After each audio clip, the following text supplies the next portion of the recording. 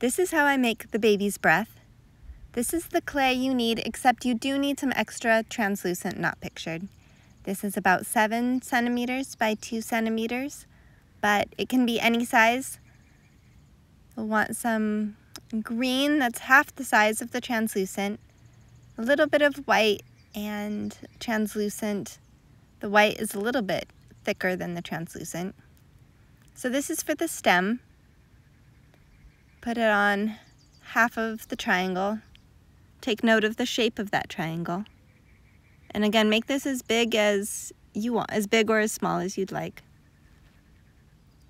This right here, that's all you need for all kinds of flowers. It's just a really nice way to set that stem on. So berries, flowers, and in this case, little baby's breath. The baby's breath I almost think could just be little dots, but I want it to have a little bit of a scallop to it. So I want the translucent to be around the white. Instead of filling it in later, I'll just press the translucent down into the color. So I think I made 6 little sections. That part's not really important. The idea is to get that white to look kind of bumpy.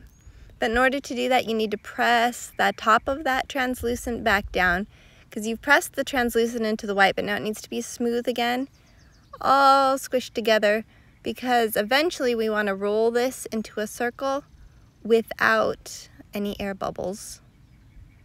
So we'll press that together and start gathering it up.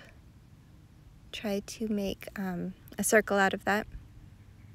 It's good to have some of the white still showing because you want the white to touch the stem. This should take up half or a little over half of the stem because we're going to use some of the stem again later. So I'll cut that in half.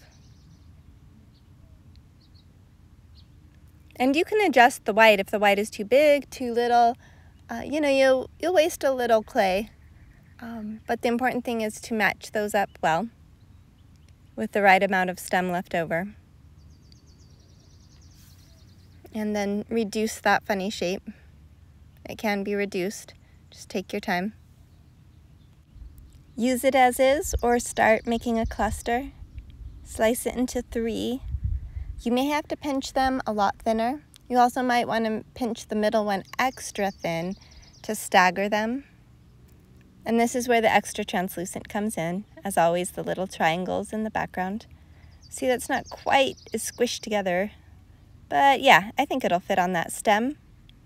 So that is the first clustering. You could use it like that, or you could repeat the process. We don't have any stem left, but we can reduce that and slice it into 3. And then you'll gather them together again. If you want to add them to a stem or gather them together in a different arrangement, in this situation what I'm trying to do is stretch out the middle one, and I still don't think I stretched it enough. The nice thing is that you can stretch stems. That's what's fun about this technique. But because I kind of wanted them to be a little more staggered, but this still works.